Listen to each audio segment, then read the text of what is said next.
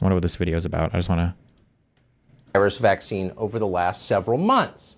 We've heard an awful lot about the coronavirus vaccine over the last several months. It's a massive achievement as a scientific matter, something all Americans can be proud of, but that's not the context in which we've heard about it. Joe Biden's first speech to the country urged the entire population to take this vaccine immediately. The celebrity industrial complex has reinforced that demand ever since. Remember, Trump wanted everybody to take the vaccine too, but we just kind of forget that. Hey, we will. We're not against it on principle. Like almost every American, we're grateful for vaccines. But before we take this one, a few questions about it, about this specific vaccine. There are two things we'd like to know, and neither one has anything to do with how many professional athletes or Netflix stars have been vaccinated so far. We don't care. It's irrelevant. Here's what is relevant. The first question, is the vaccine safe? The second question, is it effective? Safe and effective. That is all that matters. So let's address those questions in order tonight. From the moment the first shipments arrived in the U.S., we were assured that this was the safest vaccine science has ever produced. The risks of taking it were so small that we could ignore them completely. Quote, the worst thing that could happen, explained one medical expert on ABC News, is having an allergic reaction. Clinical trials, they said, revealed no evidence at all. A medical expert on ABC News. Great, okay. I like how when I pause videos on Facebook, it also mutes them for me as well. Thank you so much for that. Oh, and when you unpause it, it mutes them as well? Nice. Clinical trials, they said, revealed no evidence at all that the vaccines could cause any life-threatening condition. In February, an infectious disease researcher at the University of Rochester called Dr. Angela Branch explained that the Johnson & Johnson vaccine was especially safe. The bottom line, Branch said, is that nobody who has gotten these vaccines has died from COVID. Sure, as far as we know, that remains true. That vaccine does not cause COVID. But that was hardly the bottom line or the end of the story. In fact, we now know that there are people who have become gravely ill from taking that vaccine, the Johnson & Johnson vaccine. Some patients who received it developed complex and still poorly understood immune system responses. Their bodies suddenly stopped developing adequate blood platelets. This led to bleeding and dangerous clotting.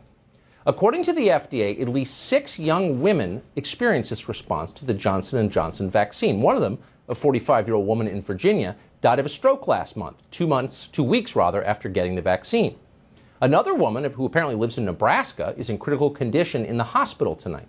That's pretty much the extent of what we know. The government hasn't told us more. So what does this mean exactly? How significant is it? Well, if it happened to you or someone you loved, it would, of course, be highly significant. But here's the context statistically. About 7 million Americans have received the Johnson & Johnson shot so far. We know of 6 who have developed a blood clotting disorder as a result. By comparison, for some context, some versions of the birth control pill are believed to cause blood clots in about 1 out of every 1,000 women. That's a far higher rate. So why the concern about this vaccine? Well, because there are reasons to believe those, in fact, are not the real numbers. The real numbers may be much higher than that. Why do we think that? Well, this morning, federal health authorities, including the FDA and the CDC, called on state governments to stop administering the Johnson & Johnson vaccine.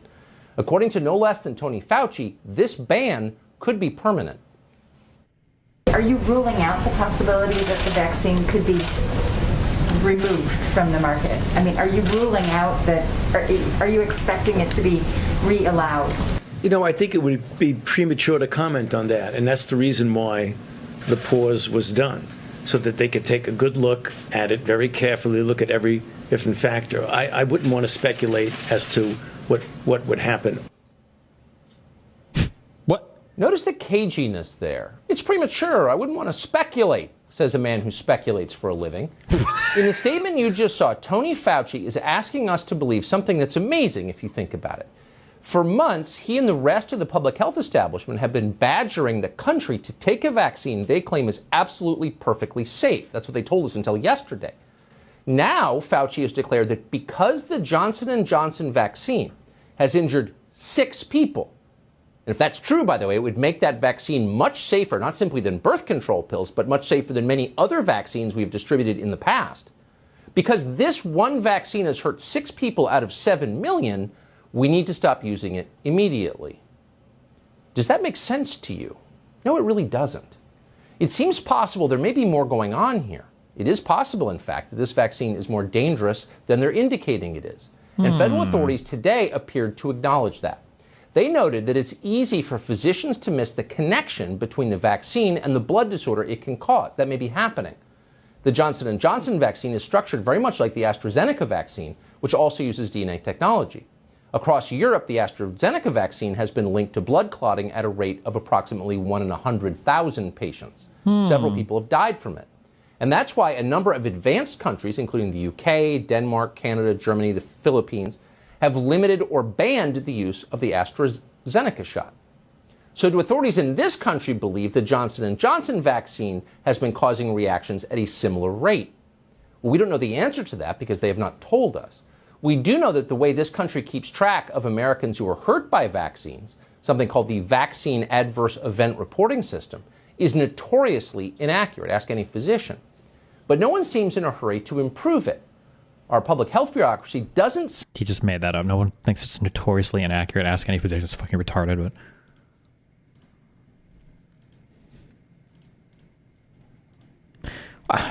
this is so in a hurry to improve it.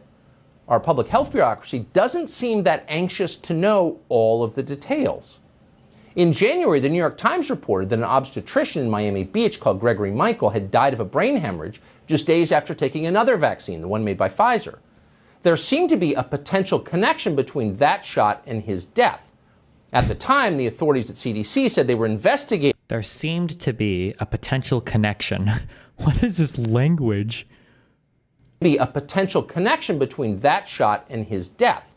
At the time, the authorities at CDC said they were investigating Dr. Gregory's death. Yet so far, they've issued no update on it. Now, sometimes this stuff takes time to work out. And the fact they haven't issued a report does not prove that they are hiding something. On the other hand, it does seem a little weird given that right now the federal government is encouraging the entire population of America to take the vaccine immediately. You'd think fully understanding the potential side effects would be an urgent top priority, but it's clearly not an urgent top priority. In its story about the Johnson & Johnson vaccine this morning, Axios reported that the Biden administration is worried that halting distribution of the shot might encourage, quote, vaccine hesitancy. In other words, don't tell them it's dangerous, they might not take it. That doesn't reassure anyone. All of which leads to the second essential question. Is the vaccine effective? Does it work? Well, of course it works, and that's why they're giving it to the entire population. That's why this vaccine rollout is more important than the moon shot, because it works. The president himself told us that. The funny thing is, if you listen carefully, they're not really saying that anymore. They're not really telling you how effective it is. They're telling you the opposite. Here's the new director of the CDC, Rochelle Walensky, speaking yesterday about the vaccine. Watch this. So when you have an acute situation, extraordinary number of cases like we have in Michigan, the answer is not necessarily to give vaccine. In fact, we know that the vaccine will have a delayed response. The answer to that is to really close things down, to go back to our basics, to go back to where we were last spring, last summer, and to shut things down. Oh, now they're telling us the vaccine has a delayed response. Okay, delayed by how long? They don't say. They do tell us we have to shut things down, just like... Well, I don't even know what she was responding to or talking to. But, okay. They don't say. They do tell us we have to shut things down, just like we did last year before we had a vaccine. But now we have a vaccine, so why are we shutting them down again? What is going on here? We're not sure. We do know what you just heard is not science. There's a lot of evidence that flatly contradicts what the CDC director just told you. For example, in early March, Texas ended its lockdowns and its mask mandates completely. The governor of California, looking over at the state to which his whole population is moving, called this move absolutely reckless. Vanity Fair, which, believe it or not, was once a magazine, published a story with the headline, "Republican Governors Celebrate COVID Anniversary with Bold Plan to Kill Another 500,000 Americans." Tony Fauci, who apparently still reads Vanity Fair, he's the only one, agreed. Quote, "It's just inexplicable why you would want to pull back now." Inexplicable? Well, here's an explanation. We have a vaccine. Isn't that the point of the vaccine? So we can pull back now and get back to normal life? Whatever, shut up. An epidemiologist called Whitney Robinson jumped in immediately to back Fauci up. Quote, I feel genuinely sad. There are people who are going to get sick and die because of avoidable infections required to get. Please hear me calling back the exact public. Okay, gotcha. I'm sorry. I was just curious what he was referring to in this. Because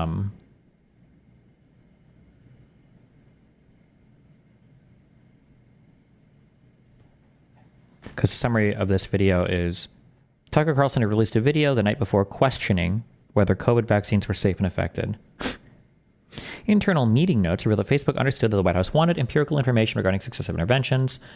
That is, data on the effectiveness of Facebook censorship. Indeed, in the meeting, Flaherty explained to Facebook that we have to explain to President Biden, Ron Klain, White House Chief of Staff people, why there's misinfo on the internet, bigger problem than Facebook. 128. Rob, 3 things we have to explain to President Ron people. To explain to President Ron and people why there's misinfo, where issues are, what interventions are, how they're working for products, want to engage in things that you know to be effective. I don't care about specific methodology. You have better, richer data than we'll ever have. What are the things driving hesitancy on your platform? What is it? How big is the problem?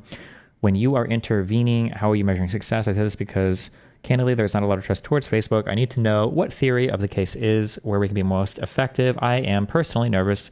Reported that there are interventions that have been done in other contexts, like NEQ scores, that have been pulled back. Want to make sure that you're not finding things that are effective that you're not doing. At one point in the meeting, Flaherty asked Facebook about the material impact of changing the algorithms that people were more likely to see New York Times, Wall Street Journal, any authoritative news source over the Daily Wire, Tommy Lauren, polarizing people. If you were to change the algorithms so that people were more likely to see the New York Times during the meeting, Facebook also explained how it was actively pushing to remove the disinformation dozen from its platform. But later in the meeting, Flaherty began to grow impatient, stating, I feel like we're running out of... Can somebody tell me if there is a whole documents cache for this? Here, I'll post this in chat. Is there like a document cache for this so we can like see emails and stuff?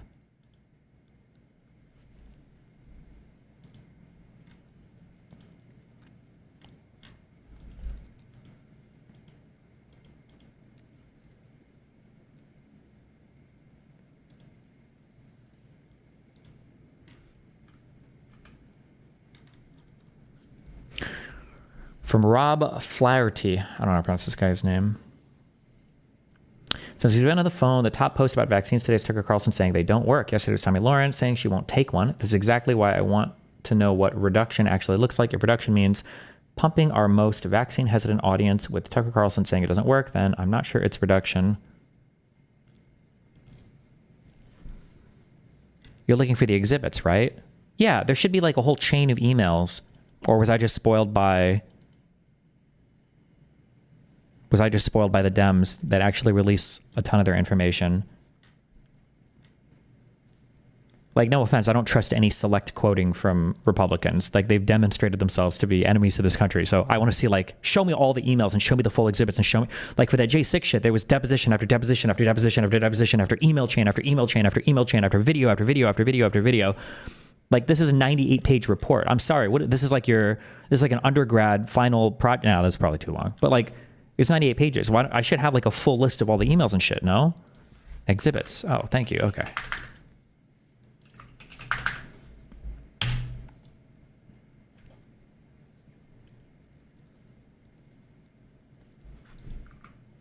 Oh, okay. Was this whole thing here, this is just the executive summary?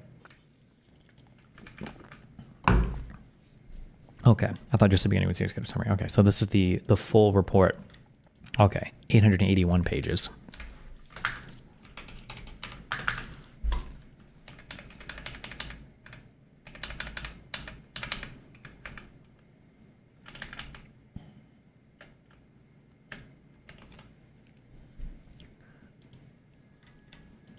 You skipped the one email I wanted you to read. Which one? What page?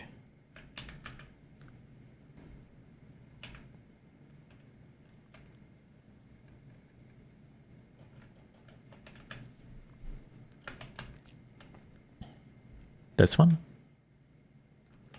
Hi, Andy. Have looked into this some more. I realize I may be of limited comfort at this moment, but this was not the most popular post about vaccines on Facebook today. Our data is slightly lagging. We'll get back to you with more detail on the specific post tomorrow.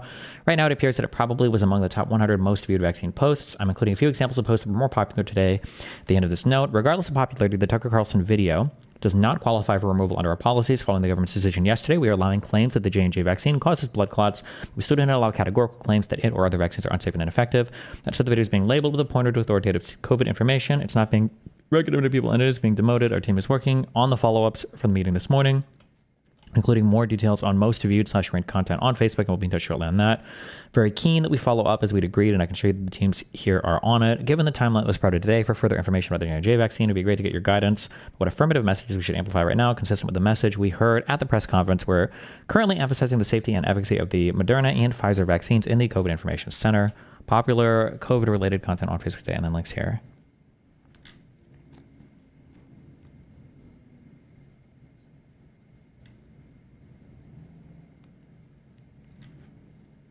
I was going to ask, so did they ultimately end up removing this? But I mean, I guess they didn't because we just watched the video, so.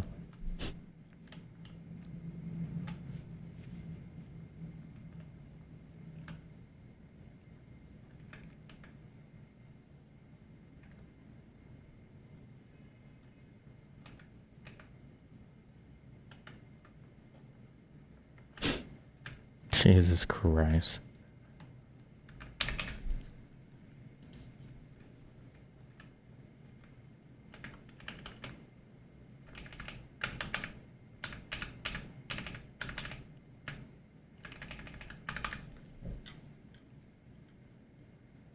I like how they call it the Facebook files. Holy shit.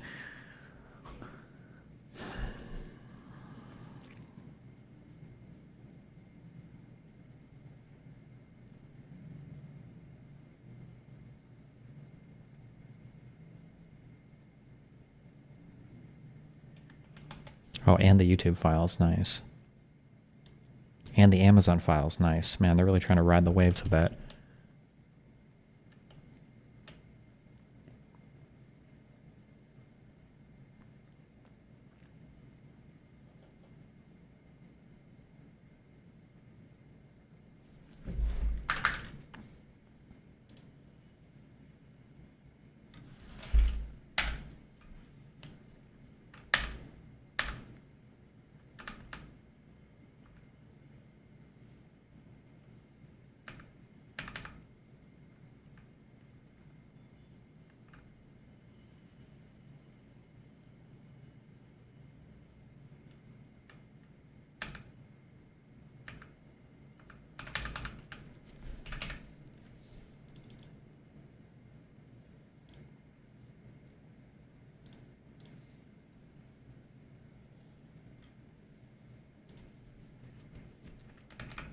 Whoops.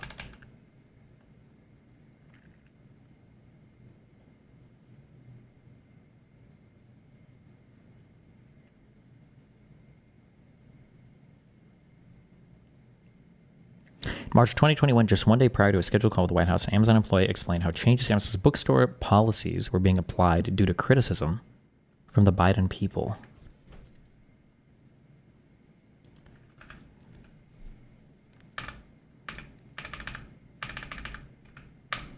This is Exhibit 132.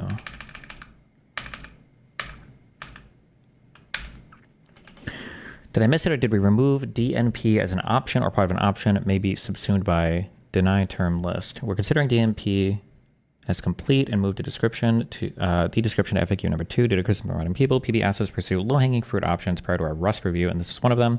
There's a separate thread out to blank asking for his permission to implement prior to our 319 meeting. What if we're not willing to wait for the alerts messaging widget?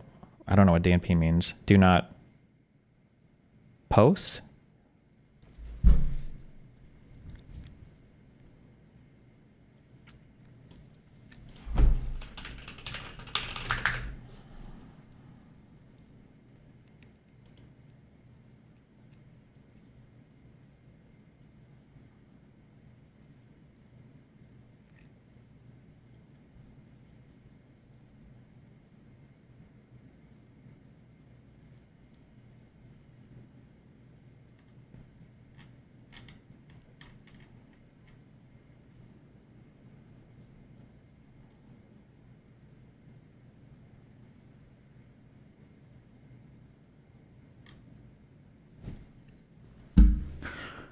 The next 4 months of the vaccine response/adoption is going to be critical. Search is looking for ways to shorten the lead time on this, but agree 18 weeks is too long. The next potential removed from sale. Blank still likes the idea of labeling on its own, but I still feel like that's half measure. That doesn't tangibly address the risk. Sure, vaccine using high intent queries, which means customers will likely continue to consume this content in spite of our warnings, perpetuating the current CX, but with more labels. To build labeling CX in parallel with the alerts widget and implement in a phased way. If we can't speed up the 12 to 18 weeks estimate, I'm working with search. Okay.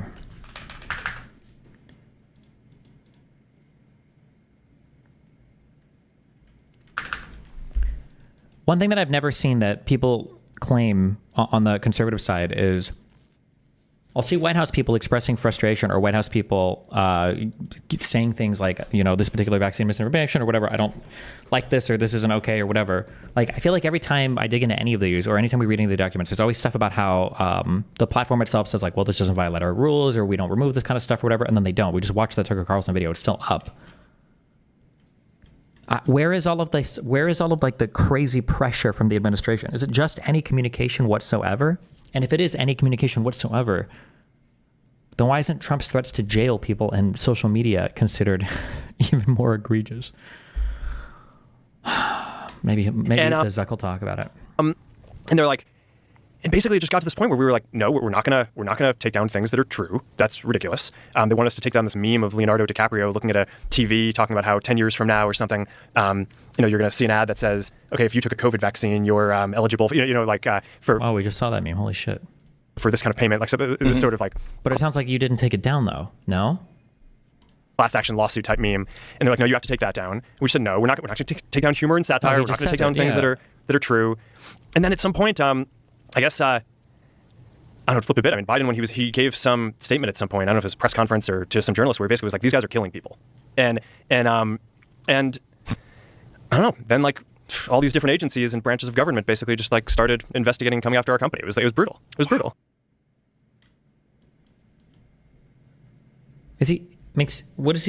Who investigated Facebook besides all of the House Republicans and the Senate Republicans? Or is he talking about what happened before with Cambridge Analytica? But that was prior to all of this. Like, what is he? Oh, wow. Yeah. Which investigations is he talking about? Were there COVID-related misinformation investigations or whatever into Facebook? Did that happen? Did somebody link me? I just don't remember any. There might have been. I just don't remember it. It's just a massive overstepping. Yeah, and also, you weren't killing people. This is the thing about all this. It's like, I know that there were investigations related to like, the Myanmar stuff. Because I think they were saying that like Facebook was allowing some like genocidal stuff to spread or whatever. I don't know what ultimately came from that, but they suppressed so much information about things that people should be doing, regardless of whether or not you believe in the vaccine. Regardless, put that aside. Metabolic health is of the utmost importance in your everyday life, whether there's a pandemic or there's not. And there's a lot of things that you can do that can help you recover from illness. It prevents illnesses. It makes your body more robust and healthy. It strengthens your immune system. And they were suppressing all that information. And that's just crazy. You can't say you're one of the good guys if you're suppressing information that would help people recover from all kinds of diseases. what is he talking about? Not just COVID, the flu, common cold, all sorts of different things. High doses of vitamin C. God, every time somebody brings this shit up, it's so fucking retarded. The super dose of vitamin C bullshit. By the time you're sick, my guess is going to be the only thing that can really help you is probably water and sleep. That's probably about all you can do. Having a healthier body prior to getting sick will help. But once you're sick, I mean, assuming you're not deficient in any vitamins, it's probably just sleep and making sure you're replenishing your fluids. Like, that's it. D3 with K2 and magnesium. They were suppressing this stuff because they didn't want people to think that you could get away with not taking a vaccine, which is really crazy. When you're talking about something that 99.0... You don't think vitamins help you recover when you're sick? No, that's bullshit. Or if there is evidence of that, I have not seen it yet. Every time I go to look for it, it's just not true. If you're deficient in something, it can help, sure. But anytime people have the 1,000 milligram super shot vitamin C, it's always bullshit. I haven't seen any evidence that even helps the common cold. Unless somebody wants to link a PubMed or whatever, I haven't seen any evidence that these things actually help. It's like, anytime somebody starts talking about super dosing vitamin C, it's always like my number one heuristic for, oh, this guy's about to sell me a whole bunch of bullshit. 7% of people survive. This is a crazy overstep, but scared the shit out of a lot of people. red pilled, as it were, a lot of people because they realize. I don't understand I don't have a digestion is crazy complicated. Honestly, everything in our body is insanely complicated. But I think there's just like a saturation point when it comes to vitamins. You can't just take like a huge super dose of vitamins. All of that is going to end up getting filtered and peed out. It won't, you can't absorb vitamins like that. I don't believe so. Realize like, oh, the only fucking thing our body can absorb with ruthless efficiency is fucking sugar. Oh my God, bro. I don't know if it's because of your insulin or what, but if you've got sugar floating around, your body holds on to all of that like crazy. That's why diabetics, I guess their urine apparently is very sweet because the cells basically told all the insulin to fuck off. So you actually start peeing out some of the sugar, but for the most part, your body will hold on to calories like crazy. 1984 is like an instruction manual. It's like it shows you how things can go that way with wrong speak and with bizarre distortion of. Aren't there soluble vitamins and insoluble vitamins around retarded? Well, it's not just about the solubility. I imagine it's about like if your body can't absorb it in time, it'll just get filtered out, right? Facts. And when it comes down to it, in today's day and age, the way people get information is through your platform, through X. This is how people are getting information. They're getting information from YouTube. They're getting information from a bunch of different sources now. And you can't censor that if it's real legitimate information because it's not ideologically convenient for you. Yeah. So, I mean, that's basically the journey that I've been on, right? Started off very pro free speech, free expression. And then over the last 10 years, there have been these two big episodes. It was the Trump election and the aftermath, where I feel like in retrospect, I deferred too much to the kind of critique of the media on what we should do. Mm-hmm. And since then, I think generally trust in media has fallen off a cliff, right? So I don't think I'm alone in that journey. I think that's basically the experience that a lot of people have had is, okay, it's the stuff that's being written about is not kind of all accurate. And even if the facts are right, it's kind of written from a slant a lot of the time. Of course. And then there was the government version of it, which was during COVID, which is okay. Like it's like our government is telling us that we need to censor true things. It's like this is a disaster, and it's it's not just the U.S. right? I think a lot of people in the U.S.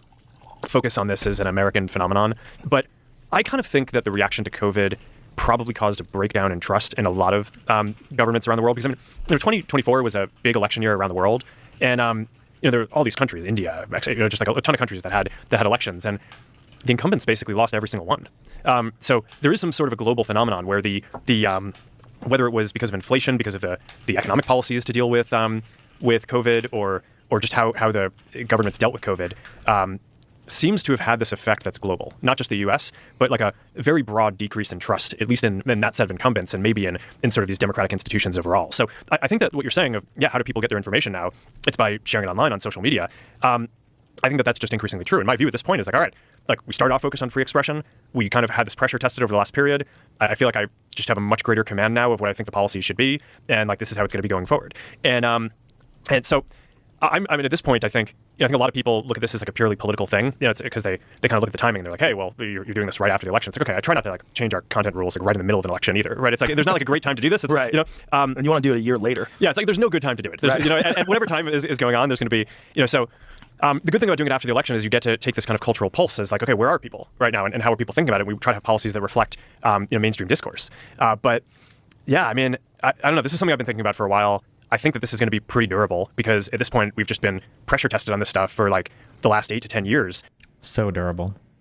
Destiny, so annoying how when these people reference 1984, it's always the wrong speak shit and everything. Wait, did they use the wrong speak word? The economic policies to deal with. Does anyone else 1984?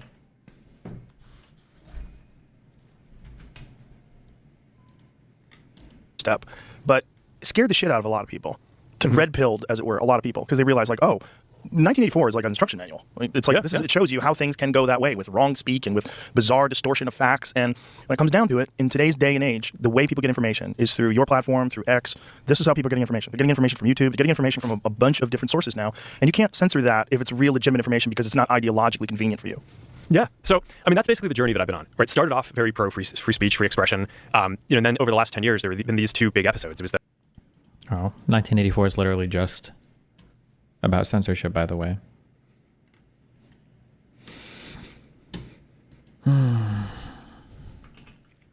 Never forget, 15 years ago, vaccines were still killing people. Our brave queen. She's a beautiful cheerleader whose heartbreaking Nice audio. Holy fuck. story is shocking the nation.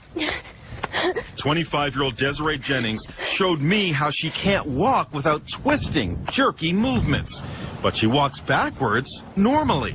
Doctors say she has a rare 1 in a million neurological disorder that was triggered 10 days after she got a seasonal flu shot.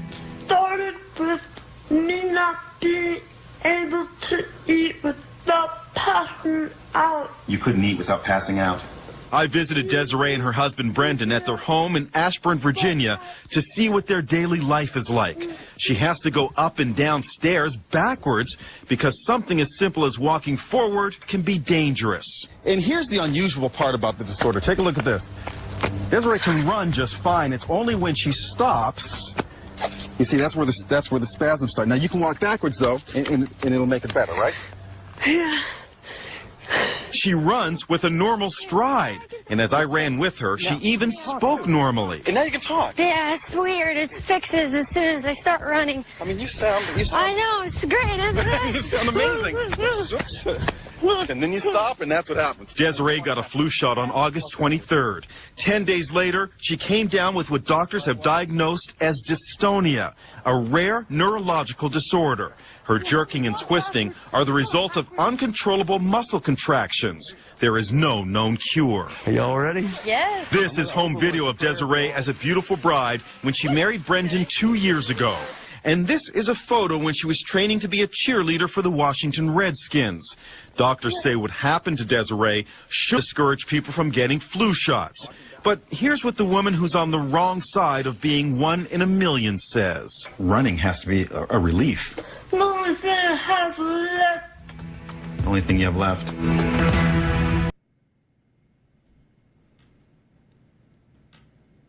Is this the same woman that they caught shopping when they did like a follow-up report? Or was that a different woman faking?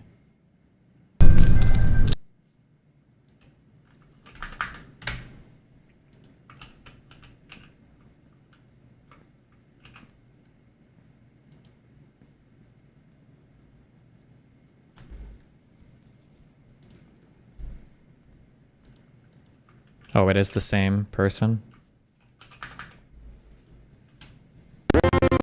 It's one of the most talked about stories we have ever had on Inside Edition. The young woman This is how all audio sounded 14 years ago, by the way, guys. who claimed she was suffering excruciating is an update that raises just as many questions as before. Her story created a national firestorm. Desiree Jennings is the pretty ambassador for the Washington Redskins cheerleading squad who claimed she developed a rare neurological disorder called dystonia after receiving a seasonal flu shot, causing dramatic spasms and slurred speech. Was this really super popular 14 years ago? Did you hear a lot about this? No, nobody. Anti-vaxxers were retards 14 years ago. Nobody cared.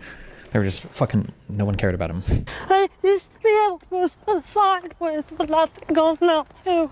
So you used to be able to go sideways? Yeah. What made the story so startling is that her symptoms seemed to disappear when she walked backwards or ran. Yeah, I can talk now. Back in October, Desiree and her husband told me they... Wait, this isn't satire? No. This is all of this is real. That she was trying to convince people that she had, like some vaccine injury. Worried they'd never find a cure. But look at Desiree now. We found her walking normally, playing with her dogs, going shopping, even getting behind the wheel of a car and driving.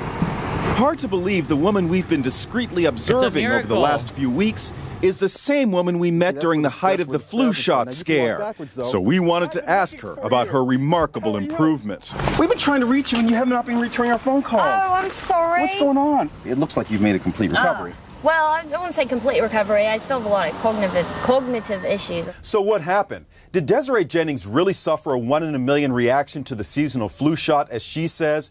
Or is it all some kind of elaborate hoax? Or is it something else entirely? Take a look at this. It's an official report on Desiree's case by the Centers for Disease Control. It states the admitting neurologist felt that there was a strong psychogenic component to her symptoms. Psychogenic means that there is a mental or psychological cause for her spasms. Dr. Stephen Novella is an assistant professor of neurology at Yale who treats patients with dystonia, which is what Desiree claims she suffered from after the seasonal flu shot. He hasn't examined Desiree, but is convinced after viewing our... Wait, did you see that?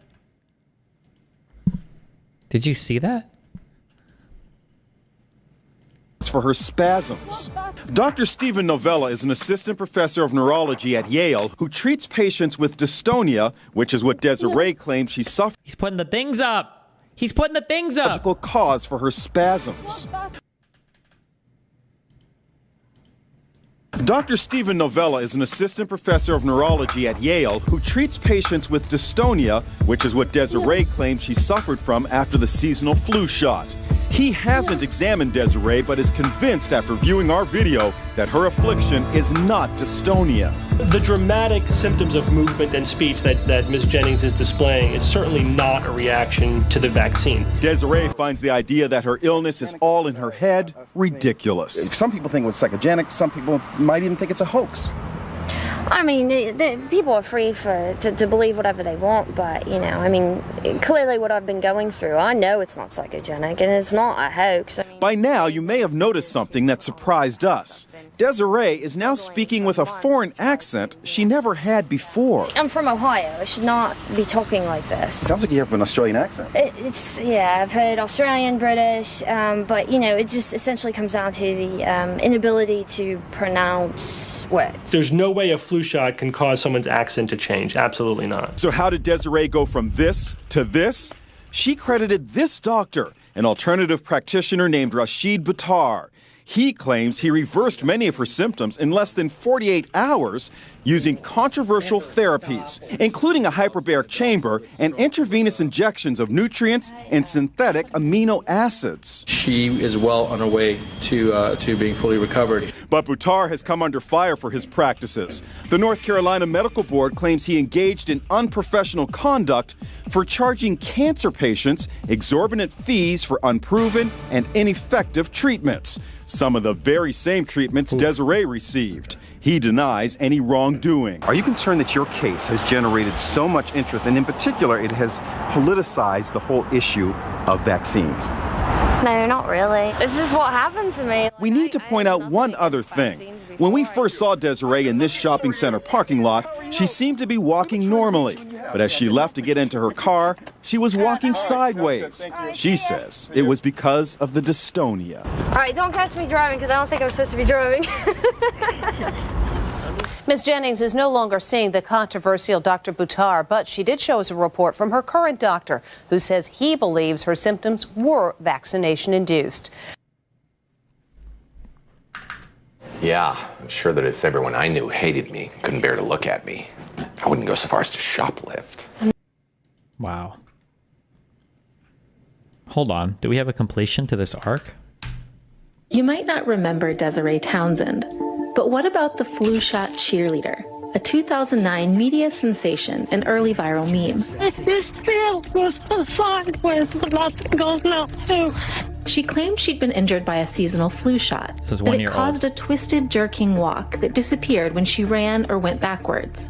The anti-vaccine movement was struggling, but saw an opportunity and embraced her as its new poster girl. That's Desiree. Hi, nice to meet you. Desiree's not going to talk to you. But they disappeared when Desiree was outed as a supposed faker. Were you faking it? Definitely not. Unfortunately, I know the symptoms look bizarre. Now, 14 years later, she's speaking out for the first time since the ordeal, motivated by the rise in anti-vaxxers in a post-pandemic world, and hoping to warn others who might get caught up in what she calls the anti-vaccine PR machine. In the end of the day, these people are just going to use you. COVID-19 wasn't on anybody's minds in 2009, but the country was in the grips of a different pandemic. We have an update tonight on the swine flu virus. Swine flu outbreak. Swine flu death. While health officials encouraged the public to get an H1N1 vaccine, a group of activists, led by an actress, was doing the opposite. Without a doubt in my mind, I believe vaccinations triggered Evan's autism. So I think they need to wake up and stop hurting our kids. Those false theories about vaccines had been debunked, but Desiree's story was making the rounds. It is one of the most talked about stories we've ever had on Inside Edition. A pretty cheerleader ambassador for an NFL team, strangely disabled by a vaccine, was ratings gold, and Jenny McCarthy's organization, Generation Rescue, wanted to use it to bring attention to their cause. A crusade spreading the disproven theories that vaccines caused autism and that unconventional treatments could cure it. I was young, I was 25, I needed help, and I just had these people come to me and said, well, we'll give you that help, but here's the cost. You have to believe what we believe. Generation Rescue asked Desiree to star in an anti-vaccine documentary. You need to sit up? Come on. Sure, second. It was never made, but... Wait, hold on. I'm so sorry. Wait, I need to pay closer attention instead of reading chats. Wait, what? It is one of the most talked about stories we've ever had on... And Jenny McCarthy's organization, leader ambassador for an NFL team, strangely disabled by a vaccine, was ratings gold. And Jenny McCarthy's organization, Generation Rescue, wanted to use it to bring attention to their cause. A crusade spreading the disproven theories that vaccines caused autism and that unconventional treatments could cure it. I was young, I was 25, I needed help, and I just had these people come to me and said, well, we'll give you that help, but here's the cost. You have to believe what we believe. Wait, I was 25, I needed help. This was before she got vaccinated or afterwards, or? Generation Rescue asked Desiree to star in an anti-vaccine documentary. You need to sit up. Come on. Sure, second. It was never made, but the footage was left with Desiree, who shared it with NBC News. They took her to Dr. Rashid Buttar, a controversial osteopath popular for his advertised miracle cures that could supposedly detox patients. Everything's gonna be better. The world will be amazing. The unconventional treatment seemed to alleviate her symptoms, at least initially. You're a miracle worker. Anti-vaccine activists claimed victory, and in the Generation Rescue footage, they strategized about Desiree's future, even calling her the next Jenny McCarthy. She's gonna be able to help a lot of people. She's gonna be able to make a huge ruckus. But back home, when the cameras were off, Desiree still felt sick. When you have nothing left, no other option, of course you're going to turn to anybody who would come to you and say, we can help you. I just didn't realize what the cost of that help was. We reached out to Jenny, but they disappeared when Desiree was out now 14 years later. Were you faking it? Definitely not. Unfortunately, I know the symptoms look bizarre. Now, 14 years later, she's speaking out for the first time since the ordeal, motivated by the rise in anti-vaxxers in a post now 14 years later. So she's saying that her initial symptoms of when she walked backwards, it was okay, but walking forward, she'd look like a retard. That was real. Alleviate her symptoms, at least strategized about. We will make a huge ruckus. But back home, when the cameras were off, Desiree still felt sick. When you have nothing left, no other option, of course you're going to turn to anybody who would come to you and say, we can help you. I just didn't realize what the cost of that help was. We reached out to Jenny McCarthy for comment and didn't hear back. Former Generation Rescue president Stan Kurtz told us via text he's been, quote, out of this space for a long time and didn't respond to further questions. Dr. Rashid Buttar died in May. His family didn't respond to requests for comment. And according to her medical records, Desiree continued to seek treatment for her condition. But then a series of new reports cast doubt on her story. One from Inside Edition was most damning. It showed Desiree playing with her dogs, walking normally and driving. We've been trying to reach you and you have not been returning our phone calls. Oh, I'm sorry. What's going on? It looks like you've made a complete recovery. Well, I wouldn't say complete recovery. I still have a lot of cognitive issues. With that, much of the country had decided, it seemed, that the whole thing had been a hoax, and Generation Rescue dropped her. I want people to know that I did not fake an illness. I am not a scammer. I am not a hoaxer. I'm not anti-vaccine. I'm not a liar. But by then, the impact of Desiree's story was out of her control. Doctors and public health officials at the time warned about the power of a story like Desiree's. Dr. Paul Offit, director of the Vaccine Education Center at Philadelphia's Children's Hospital, discussed one account of Mac's vaccine hesitancy in an interview with PBS. I spoke recently at a high school near here. There were about 200 people in the audience, and I asked them how many had gotten the influenza vaccine, and about half raised their hands. Of the half that didn't raise their hands, they said they didn't get it because on YouTube, they saw a Redskins cheerleader say that she had gotten the vaccine and had a so-called dystonic reaction. Now, almost a decade and a half later, he says anti-vaxxers still use personal anecdotes to boost their claims, whether they're true or not. We're humans, we're compelled by story. We're not so compelled by statistics. We're not so compelled by data. So if you do studies showing that the influenza vaccine doesn't... Why does this guy look just like somebody?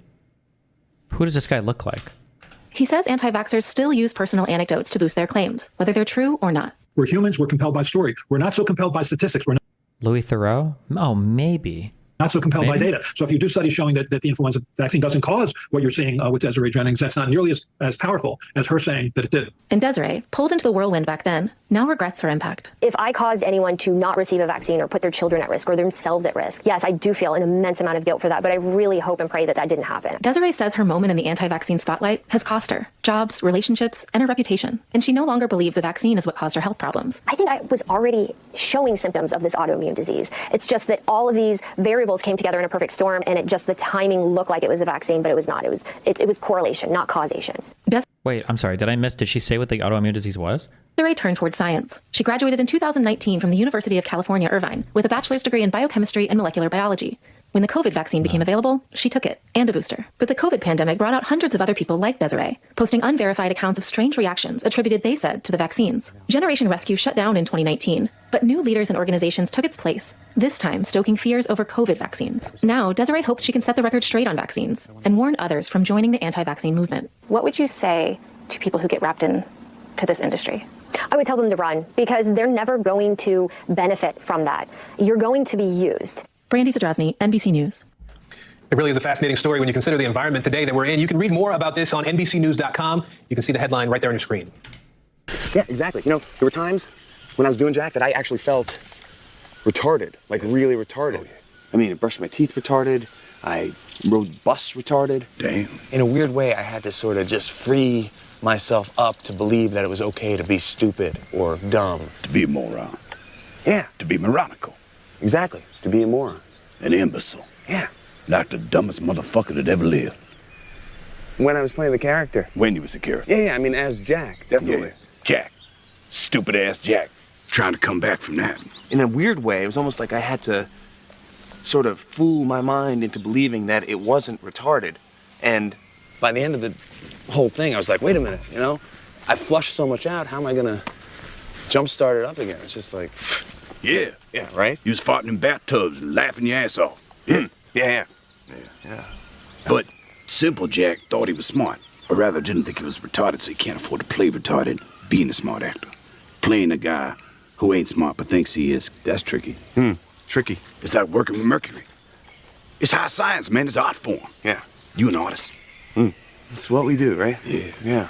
Hats off for going there. Especially knowing how the Academy is about that shit. Wait. About what? You serious? You don't know?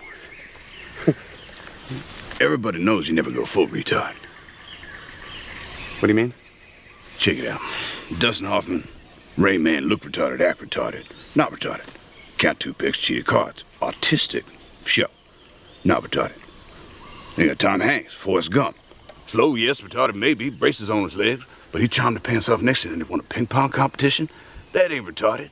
He was a goddamn war hero. Right. You know any retarded war heroes? You went full retard, man. Never go full retard. You don't buy that? Ask Sean Penn, 2001, I Am Sam. Remember? Went full retard. Went home empty-handed.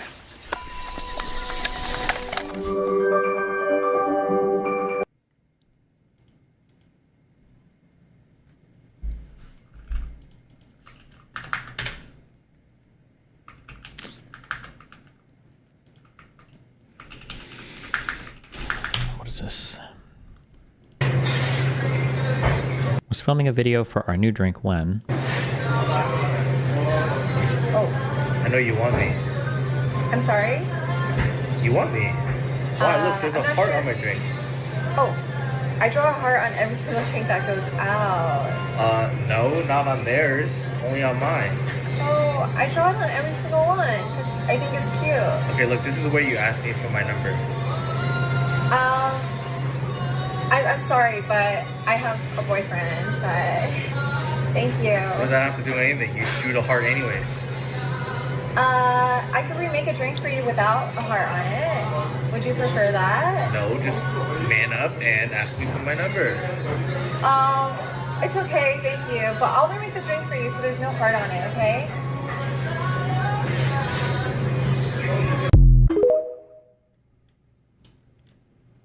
This is the realest video I've ever seen literally in my entire life. 2 adults. Yeah. The reservation on our phone is clear, what we reserved. Yeah. What do you expect us to do? Well, with that one, we could get you checked in. It came in. With 2 kids, 2 adults. Yeah. The reservation on our phone is clear, what we reserved. Yeah. What do you expect us to do? Well, with that one, we could get you checked in. It came in as a king suite reservation, so it has a king bed and a sofa pull-out couch. What do you expect us to do? We have 2 kids and us. We can't all sleep there. That's ridiculous. Yeah, I understand. It's the way that Booking.com sent us the reservation, so all that we have is that, and we're sold out for tonight. Yeah, I get that. So what do you expect us to do? That's my question. Well, that's what I'm saying. Yes, so we could either check you into the room or we could cancel the reservation. That's the only 2 options. In our car? No, I'm not. Yeah, I mean, where else are we going to go? Are there any other Holiday Inn Express? Why? She's not being very helpful. The guy just mentioned that he has a car to sleep in. So you say, well, you 2 can sleep in the king bed and the 2 kids can sleep in the car. Boom. That's called problem solving. That's called dynamic solutions to novel problems, okay? I don't have the power to do that, but there are Holiday Inn Expresses in Bloomington. So you're not going to help us. You're going to say, take the room as it is, or you're on your own.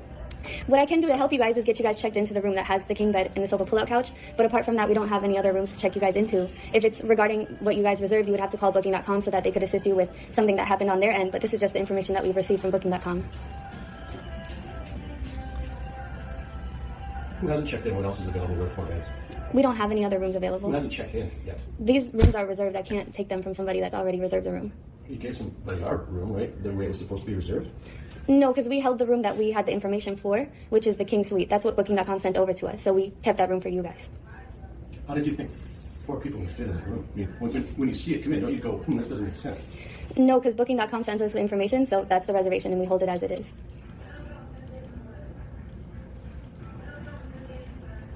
So you think 4 of us can sleep in the room? That's your suggestion? I'm not too sure how you guys were going to, do the setup in there. We just have the reservation as it was sent in to us. I think these types of customers should be murdered on the spot. What do you think? True. And you have no other alternative to solve it? We're completely sold out for tonight. I'm just stepping in, but you got a king bed and a full bed, right? Yeah. You have 2 beds and 4 kids. 2 kids and us. And it's none of your business either. What are you doing jumping into this? Well, look, I mean, I don't think that it's that's not really respectful. I think we can just go ahead and cancel your reservation. Then what are we going to do? I'm not too sure, but there are a lot of hotels in the area. Why don't you just sit tight for a second? I will. I'll be here till 11. Also fake. I don't believe it.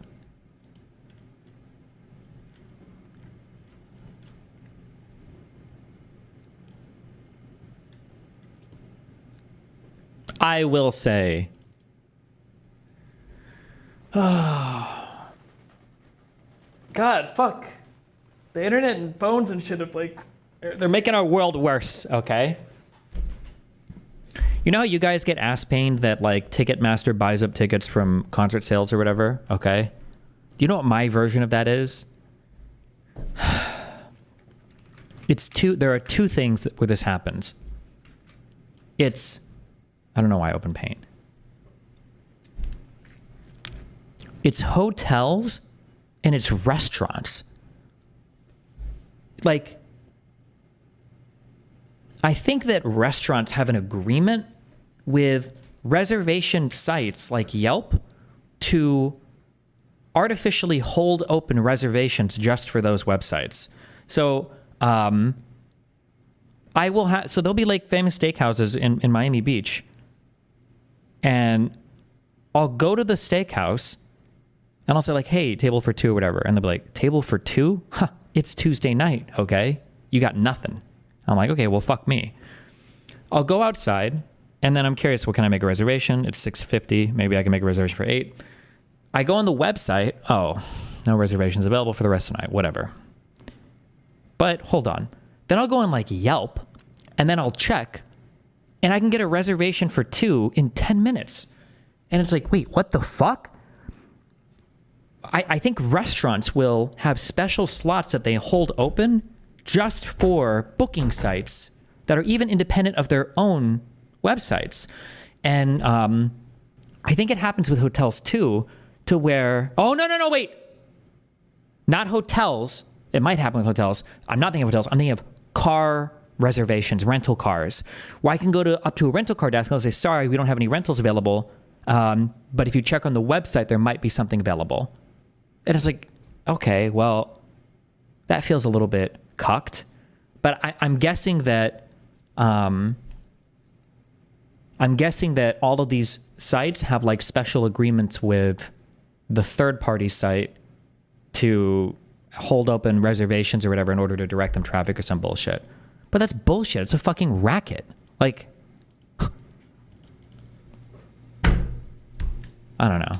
It's cringe as fuck.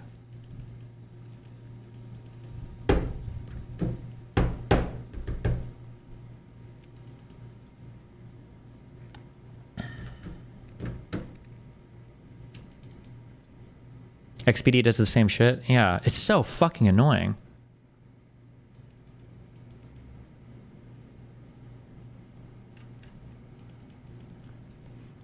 That's just market forces at work? No, that's weird cringe collusion shit at work, okay? It's cucked. Just charge more. Just charge more money, okay? If people can't afford it, then fuck them. Why hold? It's like the Ticketmaster ticket scalping thing or whatever. Just charge more money on the thing until people can't afford it or until you hit some equilibrium. All of the weird third-party deals and all the weird websites or whatever is just fucking cringe. It's just weird and it's weird and cringe. Yeah, that's what I was gonna say. It's weird and cringe. Fuck! I put a new set of retainers yesterday because the other ones are 6 months old, and they feel huge in my mouth. Okay, holy fuck.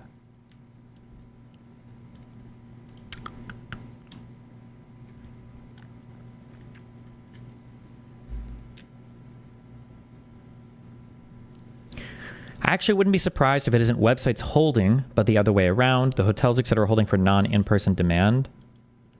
Wouldn't you want to hold for in-person demand, though? Like, the guy's already at your fucking place. Like, he's guaranteed to buy some shit, right? How many people walk into a hotel, ask for a room, and they're like, I'm good, actually, and then leave? Who does that? Here's what I'm guessing happens, okay? Here's what I'm guessing happens. You make a brand new, awesome website, and you're like, oh my God, I'm gonna sell bookings for hotel. And then you call Marriott and Hilton, you're like, oh, can we send you bookings? And they're like, man, we would have to like issue you like an API to check for like availability, and we don't have any of this shit built out, and it's just a whole hassle. And like, oh, well, what if we pay you money? We'll give you traffic and we'll pay you money, but you have to guarantee us some openings so people use our website. And it's like, oh, well, oh yeah, actually, let's fucking do that. And then that's like,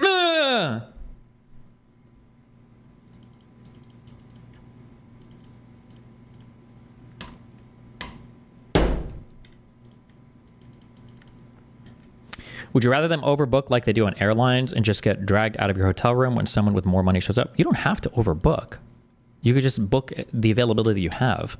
I understand overbooking on airlines because probably airplane space is a lot more limited than like a hotel room, depending on what you're talking about. Like, that makes more sense why you'd want to, and you're paying like a field charge and everything else. Like, it's probably a lot more damaging to have a plane fly empty or a plane fly below capacity than it is to have a hotel room go unrented for the night, you know?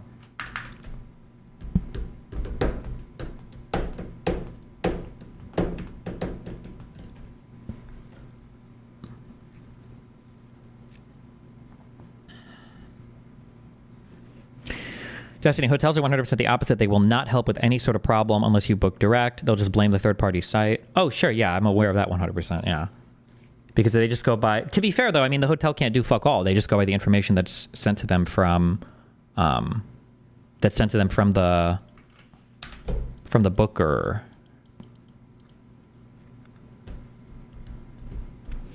Hotel important worker boss guy here. This is exactly how it works. Having a mentally disabled communications rep is an odd grandfather tradition for third-party companies that stifles the process a bit, but we get things done.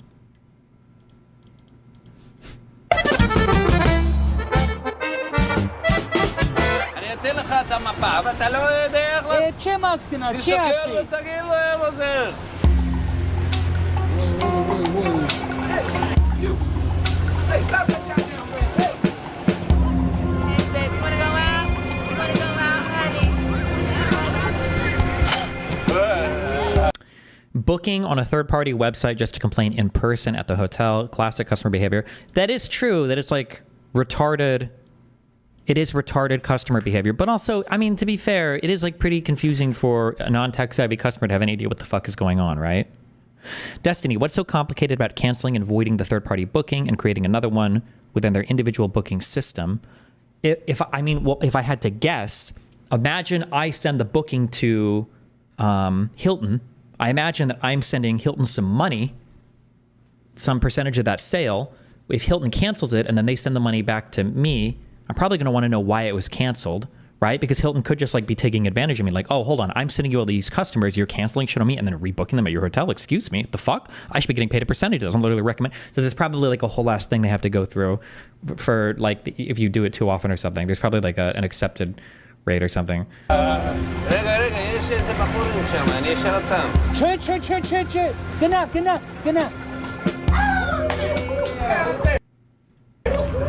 I need the direction to California, please. You're a long way from home. Who you with, man? Who you with? I'm with my friend Azamat Bagatov. We travel across the country. You can't be talking all that. You got to be talking English around here. Who you with? Hey. You look like Michael Jackson. Beat it. Man, you better get your I like you peoples. Yeah. Can you teach me how to dress? How can I be like you? Well, first, you need to loosen up that belt. Let them jeans down. Pull them down?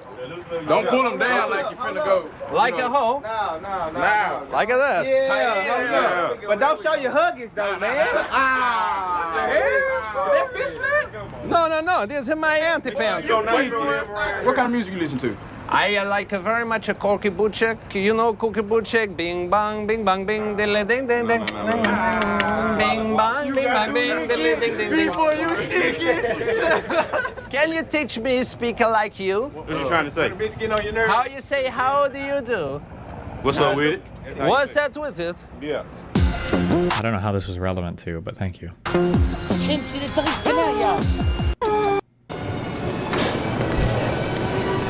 What's up with it, vanilla face? Me and my homie Azamat just parked our slab outside. We're looking for somewhere to post up our black asses for the night. So bang bang, skeet skeet, nigga. We're just a couple of pimps, no hoes. Sir, you gotta leave. Okay. You gotta leave now, we're gonna call the cops, and we'll have you taken out. גמור, תראה מה אתה אומר את זה? זה אפילו שיטה לימוד בנגיוסקו.